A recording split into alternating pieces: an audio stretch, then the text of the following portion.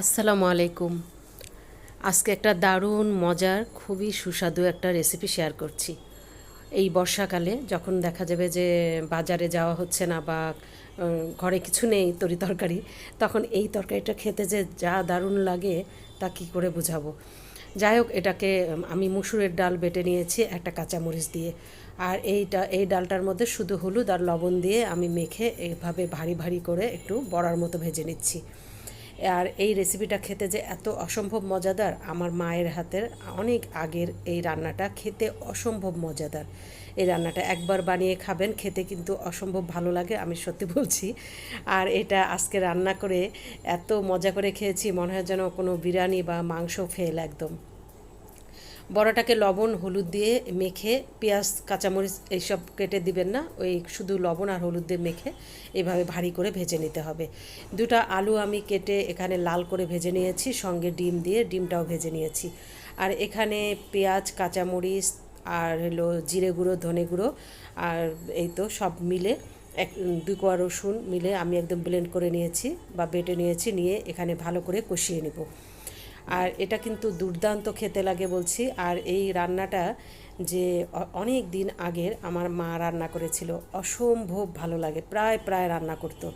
সবসময় ডাল ভর্তা ভাজি আমরা অনেক সময় খেয়ে থাকি তরকারির পরিবর্তে, কিন্তু এভাবে যদি ডাল দিয়ে আর ডিম অথবা আলু দিয়ে, ডিম না দিলেও চলবে, আলু আর এই ডালটা দিয়ে এভাবে রান্না করলে খেতে কিন্তু অসম্ভব মজা লাগে।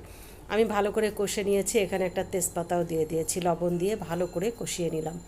গন্ধটা যখন চলে যাবে তখন আমি এখানে আলুটা দিব। আলুটা তো ভাজা আছে, এটাকে দিয়ে কষিয়ে পানি দিয়ে দেব।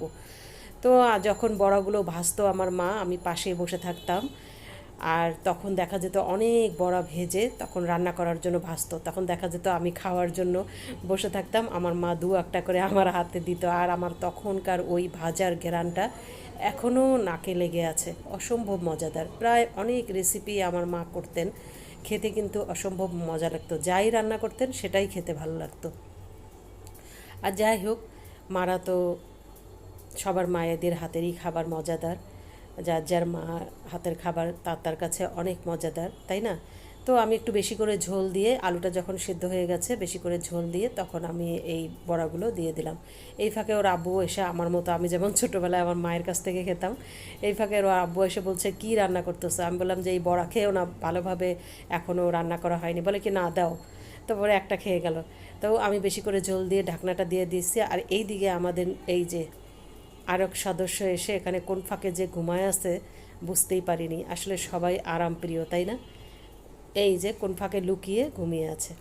তো আমার ঝোলটা যখন একটু কমে আসবে, বেশি একদম কমানো যাবে না, পরে কিন্তু এই বড়াগুলো ঝোল টানবে, আলু যেহেতু দেওয়া আছে। আর খুব সুন্দর একটা ঘ্রাণ বের হয়েছে, পরে আমি এটার মধ্যে জিরের গুঁড়ো দিয়ে নামিয়ে নেব। আজকে চাল কুমড়া ভাজি আর আমার এই তরকারি, মনে হচ্ছে যেন আমি মাংসের কষা দিয়ে ভাত খাচ্ছি। অসম্ভব মজাদার একটা রেসিপি আপনাদের কাছে শেয়ার করলাম। আর আমার মায়ের স্মৃতি এই রান্নার মধ্যে জড়িয়ে আছে, খেতেও ভালো লেগেছে। তো আমরা এই তো খেতে বসেছি। আল্লাহ হাফেজ। ছোট্ট একটা রেসিপি শেয়ার করলাম, ভালো থাকবেন।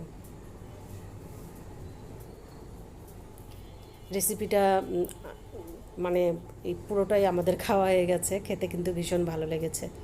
তো এইভাবে রান্না করে খাবেন একবার, দেখবেন যে কেমন হয়েছে।